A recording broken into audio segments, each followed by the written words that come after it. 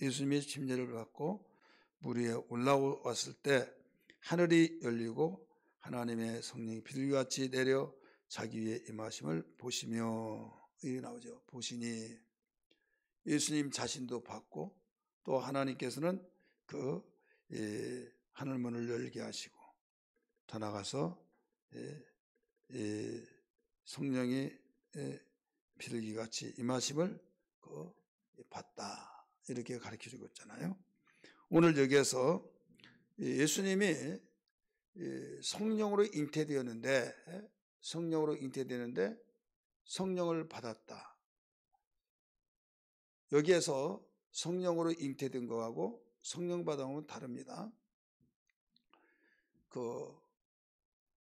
사도행전 10장 38절의 말씀 보면 거기에 뭐라고 나오냐면, 사도가 베드로는 설교할 때 하나님이 나사렛 예수에게 성령을 기름 붓듯 부어주셨다. 그래서 마귀에게 눌린 자를 다 박멸시키고 또 거기에서 병든 자를 낫게 하셨다, 이런 말씀이 나오죠. 우리 성경 한번 보겠습니다. 사도행전 10장 38절 같이 읽습니다. 시작. 하나님이 나사렛 예수에게 성령과 능력을 기름 붓듯 하셨음에 그가 두루 다니시며 선한 일을 행하시고 마귀에게 눌린 모든 사람을 고치셨으니 이는 하나님이 함께 하셨습니다. 아멘. 함께 하셨습니다. 오늘 읽었던 본문 말씀 16절을 알지 못하면 예수님이 성령으로 잉태됐으니까 그분은 성령을 받은 것이다, 이렇게 생각한 사람이 있어요. 그래서 성령이 임하셨다고 그랬잖아요. 성령이 언제 임하셨다고 그랬어요? 침례받고 물에 올라오실 때. 그래서 이 내용을 사도는 기름 붓듯 하셨다, 이렇게 말씀을 가리키고 있습니다. 그래서 마귀에게 눌린 자를 다 고쳤다, 선한 일을 행하셨다. 여기서 선한 일은 다른 것이 아니에요. 윤리와 도덕적으로 선한 것이 아니라 생명된 일을 살리는 일이 선한 일이죠. 세상에 죽는 자를 어떻게 살릴 수 있습니까? 우리 주님만이 살리는데 뭘로 살릴 수 있어요? 성령으로 하지 않고는 살릴 수가 없죠. 성령으로 하지 않고는 거듭날 수가 없어요. 그래서 예수님은 이 성령이 임하실 때 그 성령으로 일을 하신 거죠. 그래서 하늘로 올라가실 때도 성령이 너에게 임하시면 권능을 받고 하면서 땅 끝까지 내 증인 되라 말씀하셨어요. 너희는 예루살렘을 떠나지 말아라. 그러면 사도행전 1장 2절부터 보면 성령으로 명하시고 성령으로 가르치셨다고 그랬어요. 이미 그런 죽었다가 살아나시고 40일 동안 이상이 계시면서 하나님의 나라의 일을 말씀하시는데 거기에서 예루살렘을 떠나지 마라. 아버지의 약속하신 것을 기다리라. 요한은 물로 침례를 줬지만은 나는 너희를 몇 날이 못 되어서 성령으로 침례를 너희가 받을 것이다 하면서 성령으로 침례를 받을 것이다. 한 번도 그런 일이 없었으니까 이스라엘 나라가 회복하심이 이때입니까? 물어봤을 때 이스라엘 나라 회복은 너희들이 참견할 일이 아니다. 아버지께서 자기의 권한, 당신의 뜻대로 알아서 해줄 테니 거기에 참견하지 말고 신경 쓰지 말고 오직 신경 써야 할 것은 성령이 임하시면 예루살렘과 유대와 사마리아 땅까지 내 증인이 되라 말씀하셨잖아요. 여기에서 볼 때 우리 성도들은 여기에서 성령이 임하셔서 많이 살릴 수 있다, 이것을 가르쳐 줬죠. 누구와 같이 내가 하나님의 아들로 이 땅에 육신을 입고 왔지만은 성령으로 기름부터 부어주심을 받은 성령이 임하심을 통해서만이 주의 일을, 하나님의 일을, 선한 일을 한 것처럼 너희들도 성령 받지 않으면 안 된다, 임하지 않으면 안 된다 이거예요. 그러면 성령으로 잉태된 것은 뭐냐? 바로 하나님의 말씀으로 계셨잖아요. 말씀으로 성부, 성자, 성령이시잖아요. 삼위일체 하나님이신데 성령은 그 말씀을 생명 있게, 예를 들어서 비웁니다. 그 계란이 있어요. 계란 자체는 말씀이라고 보세요. 알을 품었을 때 뜨거운 열기 속에서 거기에서 이제 21일 동안 있으면 병아리가 부화되죠. 분명히 계란이에요. 속에는 우리가 누란자, 흰자, 누란자 있어가지고 후라이에서 먹기도 하고 그냥 날계란도 먹기도 하고 그러잖아요. 그런데 21일 동안 품고 있는 그 알을 보기에는 똑같은데 나중에 거기서 병아리가 나온다 이거죠. 어떻게 그랬냐? 오미닭의 그 열기를 통해서 그렇게 되어진 것처럼 지금 하나님의 말씀이, 우리 주님은 말씀이시잖아요. 하나님이시잖아요. 그분이 육신으로 오기까지는 성령으로 잉태되었다 이렇게 되잖아요. 성령으로 잉태되어서 여기에 나타난 것이 육체로 나타났다. 이걸 나타났다 이렇게 말하기도 하고 이 세상에 태어나셨다 이렇게 말씀하시죠. 그렇기 때문에 성령이 임하신 것은 사역을 위해서 임하신 거예요. 성령이 이 일만 딱 하시고 그 잉태된 일만 하시고 거기에서는 모든 사역을 다 끝난 거죠. 그 다음에 이제는 이 세상에서 공생의 사역을 하시기 위해서 임하셨다 이거죠. 그래서 우리에게 보혜사 성령을 주신 것은 과거에도 성령이 계시잖아요. 영원전부터 계셨잖아요. 그런데 구약 시대의 성령을 주신 것은 사역을 위해서만 주셨는데 이제는 우리에게 복음, 그 신약 시대의 성령은 영원히 함께 계시는 우리와 살기 위해서 바로 성령이 임하신 거다. 이걸 알으셔야만 합니다. 그래서 임하셔서 이제 성령 충만한 것은 그분이 최고 신바람 나게끔 일할 수 있는, 여러분 기분 좋아야 일을 하잖아요. 기분이 나쁘면 일을 하려고 하지만은 오늘 일 못하겠다. 이만 가지고는 안 돼. 그리고 멈출 수밖에 없는 상황이 일어나잖아요. 그래서 성령은 인격이시기 때문에 성령을 탄식하게 하지 말아라. 성령을 근심케 하지 말아라. 성령을 거역하지 말아라. 해방하지 말아라. 이렇게 말씀하시잖아요. 그래서 성령으로 충만을 받으라. 성령으로 충만하라 말씀하시잖아요. 이게 뭐냐면 성령을 최고로 기쁘게 하라 이거죠. 인격적으로 높여드리라. 그래야만 그분은 일을 하신다 이거죠. 여기에서 예수님은 물 위에서 침례를 받고 올라오실 때 임하셨다. 근데 요한복음의 말씀 보면 어제 읽었던 1장 30절 이하에서 말씀 보면 그 앞에 섰을 때 빌 같은 성령이 그 위에 있더라. 그 위에 있더라. 여기에서 그러면 이미 받기 전에 성령이 그 위에 있다고 했는데 거기에 어떻게 된 거냐? 여기는 물 위에 올라왔을 때 있다고 하는데 어떻게 된 거냐? 그 위에 있어서 조명이 이 사람이다. 이 사람이 하나님의 아들이다. 이 사람이 메시아다. 이게 그리스도다. 이걸 알려준 거예요. 그 다음에 물 위에 여기서 침례가 올라오실 때 임한 거죠. 그래서 그 포즈를 맞출 때 그렇게 되어집니다. 오늘 우리는 예수님은 우리 믿는 자의 신앙의 모델이잖아요. 여기에서 우리가 성령으로 거듭나잖아요. 성령으로 거듭나고 우리는 거듭나면 모든 사람들에게 성령이 임할 수 있는 모든 것이 다 준비됐어요. 그래서 거듭남과 동시에 성령이 임한 자가 있고 거듭났으나 거기에서 시간적인 시간이 간격이 있어서 성령이 임한 자가 있어요. 왜? 이미 예수님이 우리에게 보여줬잖아요. 그래서 오늘날 신학적으로 예수 믿으면 믿는 것이 성령 받는 것이지 성령을 따로 받냐 해가지고 비판하는 사람이 있고 믿는 건 믿는 것이고 성령 받는 건 성령 받는 것이다 이렇게 가르쳐 주고 있어요. 그래서 그 계속적으로 이 두 가지의 학설이 팽팽하게 맞서고 처음에는 믿으면 무조건 다 성령 받는다 이렇게 해가지고 그런 사람들이 제가 신학 다닐 때만 하더라도 90% 됐어요.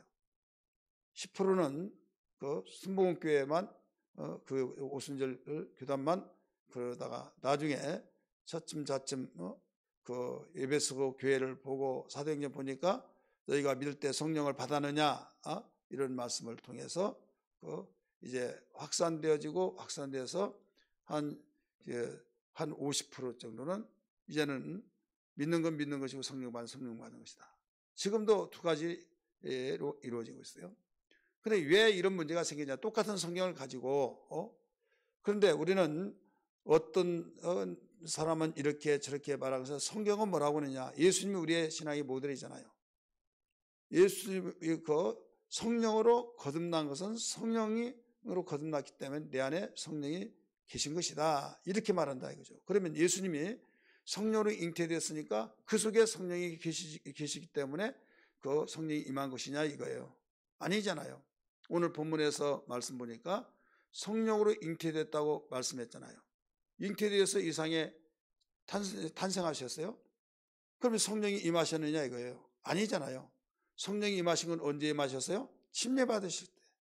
침례 받고 물에 올라오실 때. 그래서 예수는 우리의 신앙의 모델이고 예수님 우리의 길이 되시고 진리가 되시고 예수님보다 앞서갈 수도 없고 예수님보다 처져서 안 되고 예수님이 우리의 신앙의 모든 삶이 돼. 우리의 삶의 모델이 되신다 이거죠. 그래서 성령으로는 잉태됐지만은 성령이 임하셔서 기름부터 부어주신 것은 침례받고 난 뒤에다. 침례받으실 때다. 이걸 기억한다면 우리는 성령으로 거듭났다. 복음을 전하는 삶이 성령이 임한 자가 복음을 전할 때 그 사람의 성령의 설득력을 통해서 그가 예수님을 영접하게 된다 이거죠. 그래서 예수님이 영접한 것은 성령의 역사로 아니고는 영접할 수가 없다 이거죠. 그 다음에 바로 그가 성령으로 충만히 바로 동시에 받을 수도 있고 아니면 여기에서 그 예수님 그 사모하면서 성령 거룩한 예를 들어서 예수님 영접하고 진리와 함께 거룩하지 못한 사람이 있잖아요. 그 사람에게 성령이 많아요. 성령은 거룩한 영이기 때문에 거룩한 신앙생활을 통해서 이루어진다 이거죠. 그렇기 때문에 이 간격이 있다 하는 것을 여기 예수님이 그 침례 받고 올라오실 때 그 성령이 마신 거고 같이 여러분 비춰보면 참고가 될 거예요. 두 번째 여기에서 우리에게 무엇을 가르쳐 주냐? 본문의 말씀 보면 그 17절의 말씀 보면 하늘로부터 소리가 있어 말씀하시되 이는 내 사랑하는 아들이요 내 기뻐하는 자라 하시니라. 자, 예수님이 그 하나님의 내 아들이다 내 기뻐하는 자 하늘로부터 소리가 있었다. 아버지로부터 소리가 있었다 이거죠. 이것은 공식적으로 선포하는 거죠. 언제 여기에 이렇게 말했냐 이거죠. 내 사랑하는 아들이요 내 기뻐하는 자라는 것은 두 번 말하고 있어요. 여기서 말하고요. 그 다음에 그 변화산에서 마태복음 17장 5절에서 이는 저의 말을 들으라. 이는 내 기뻐하는 자, 내 사랑하는 자다 라고 가르쳐 줬어요. 어떤 누구하고 동등하게 취급을 할 수 없다. 하나는 그리스도를 위해서 하나는 모세를 하나는 엘리야를 위해서 초막셋을 지켰다고 베드로가 말할 때 그것을 꾸중하듯이 그렇게 다정다감하게 흰 옷을 입고 빛난 얼굴로 모습을 가지고 대화했던 그 모든 것을 순식간에 사라지게 만들고 이는 너는 저의 말을 들어라. 구름이 덮어버렸잖아요. 예수 외에 아무도 보이지 않더라. 그러니까 아무리 누가 정말 대단한 능력이 있고 대단한 사람이라 할지라도 예수보다 앞설 수 없다 이거죠. 왜 동등하게 취하느냐. 내 사랑하는 아들 내 기뻐하는 자다. 거기서 가르쳐 주죠. 여러분 우리는 복음으로 낳은 성령으로 거듭난 하나님의 자녀라는 걸 믿기 바랍니다. 성령으로 거듭난 자는 하나님의 사랑하는 자가 되고 하나님의 기뻐한 자가 된 걸 믿으시길 바랍니다. 그러면 성령으로 거듭난 것을 우리의 외적 증거가 뭐냐? 외적 증거. 내적 증거는 이미 하나님과 나만이 아는 거듭나는 순간에 이게 나만이 아는 이게 내적 증거예요. 외적 증거는 침례예요. 여러분 내가 자녀를 낳았을 때 호적에 올리든 안 올리든 내가 배 아파가지고 낳은 것은 누가 뭐라고 할지라도 아무도 보지 않아서 모른다 할지라도 내가 알고 하늘에 한다 이거죠. 부정할 수가 없잖아요. 내적 증거예요. 외적 증거는 뭐냐? 공신력 있게 많은 사람 앞에 이게 내 아들이다 하고 말할 수 있는 것은 호적 등본, 주민등록 등본 거기에 등재되어 있는 사람만이 내 아들이다, 내 딸이다 증거가 돼요. 그래서 침례받는 것은 여기에 외적 증거로서 침례가 뭐냐? 구원하는 표가 된다 이거죠. 한번 따라서 합시다. 구원하는 표. 우리 성경 말씀 베드로전서 3장 21절 말씀 봅니다. 베드로전서 3장 21절. 우리 같이 읽을까요? 같이 읽습니다. 우리 시작. 베드로 3장 21절. 물은 예수 그리스도께서 부활하심으로 말미암아 이제 너희를 구원하는 표니 곧 침례라 나오죠. 곧 침례라. 이제 침례를 받으면은 그 하나님의 자녀라고 하는 구원하는 표가 된다 이거죠. 분명히 말씀드리지만은 아이를 낳는 것이 번제냐, 호적에 올린 것이 번제냐, 나야 올리잖아요. 그래서 구원하는 표라고 하니까 침례받아야 구원받는다 이렇게 말하는 사람이 있어요. 그러다 보니까 유아 세례가 나와요. 유아 세례가 나와가지고 나는 유아 세례 받았다. 여러분 유아 세례는 성경에 없어요. 장로교를 비롯해서 다교단들 있는데요. 이것은 성경적이 아니고 신앙 고백을 하여서 구원받은 사람이 여기에 그 침례를 받는데 어떻게 어린아이 젖먹이가 구원받겠습니까? 이것은 내가 복음으로 양육하겠습니다. 이건 침례하고 관계가 없는 거예요. 그렇기 때문에 분별력 하면서 이건 아니다 기다 성경을 통해서 우리가 볼 수가 있는 거죠. 그래서 여기에 구원하는 표다는 것은 침례받아야 구원받는다 그 말이 아니라 구원받은 사람이 침례받기 때문에 구원받는 표다 이렇게 말씀했어요. 곧 침례라 나오죠. 그러면 이 침례받은 사람들은 하나님의 자녀이기 때문에 이제는 하나님을 향한 마음이 기울어지고 그쪽으로 마음이 향해지고 있다는 것을 알아야만 됩니다. 계속 읽습니다. 침례라 이는 육체에 들어온 것을 제하여 버림이 아니요 하나님을 향한 선한 양심의 강구니라. 예를 들어서 죄가 다 완전히 깨끗해져서 죄가 하나도 없고 이제는 막 변화가 팍팍 일어나서 딴 사람이 되어버리고 완전히 그래서 야, 저 사람 보니까 뭔가 하나님 살아계신 것 같아 이렇게 생각하지 말아라.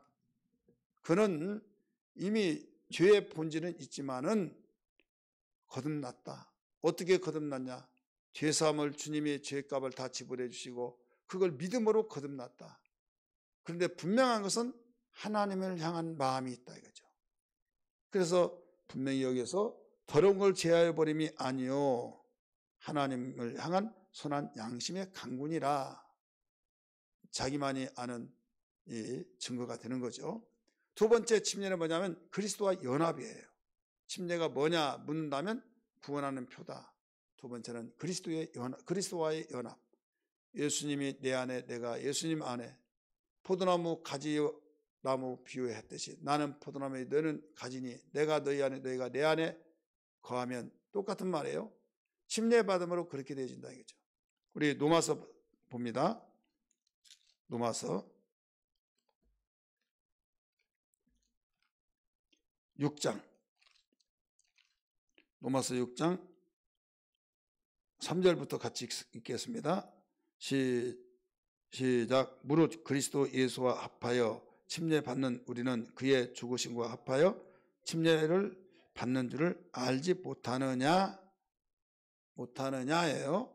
4절 제가 가지고 있는 성경 246페이지입니다. 로마서 6장 4절. 그러므로 우리가 그의 죽으심과 합하여 침례를 받음으로 그와 함께 장사되었나니 이는 아버지의 영광으로 말미암아 그리스도를 죽은 자 가운데서 살리심과 같이 우리도 또한 새 생명 가운데서 행하려 함이라. 만일 우리가 그의 죽으심과 같은 모양으로 연합한 자가 되었으면 또한 그와 부활과 같은 모양으로 연합한 자가 되리라. 아멘. 그래서 예수님이 죽었잖아요. 죽은 것은 나는 예수와 함께 죽었다. 옛사람 예수 믿기 전에 죄 지은 이 몸은 예수와 함께 죽어서 물 속에 들어간 것은 장사 지내고 물에 올라올 때는 예수님이 부활하셨잖아요. 그래서 예수님은 새 생명, 예수님 부활하셨으니까 나는 예수와 함께 살았다. 그래서 침례 받을 때 들어갈 때 나는 예수와 함께 죽노라 하고 물속에 들어가잖아요. 나올 때 나는 예수와 함께 살았노라, 새 생명을 얻었다 이거죠. 그래서 이 침례만이 우리에게 보여지는 복음을 증거하고 있는 거죠. 그래서 예수님과 하나가 되었다, 연합되었다. 내가 예수와 함께 죽었으면 예수님이 살았으면 나도 산다 이거죠. 그래서 이 침례의 복음이라는 것은, 침례는 복음이에요. 그렇기 때문에 예수님이 하늘로 올라가시기 직전에 내가 분반 모든 걸 가르쳐 지키게 하고 아버지와 아들과 성령의 이름으로 침례를 주어라, 주님이 말씀하셨어요. 그래서 우리는 순종하고 받아요. 그래서 요한의 침례하고 예수님의 침례는 달라요. 요한은 침례는 회개하게 해서 바로 예수님을 발견하기까지 침례를 줬어요. 더 이상 침례를 주지 않았어요. 예수님 발견해서, 그러니까 회개하게 하는 침례였지만은 지금 예수님이 침례 주라고 한 그 침례는 복음을 가르쳐 준 침례. 내 죄가 예수와 함께 죽고 내가 예수와 함께 새 생명 얻었다, 이런 침례가 되기 때문에 요한의 침례하고 예수님이 가르쳐 준 침례는 다르다. 이걸 기억하면서 우리는 침례받은 사람으로서 바로 구원의 표를 가짐으로 선한 양심을 가지고 나는 죄와 예수님과 함께 제가 죽었으니 예수와 함께 살리라. 이때 하나님께서는 공식적으로 예수님을 내 사랑 아들 내 기뻐하는 자라고 말씀했듯이 하나님께서 여러분을, 나와 여러분을 공식적으로 선포하고 있다는 걸 믿으시길 바랍니다. 할렐루야. 기도하겠습니다. 오늘 시간에 기도할 때 하나님 깨달았습니다. 발견했습니다.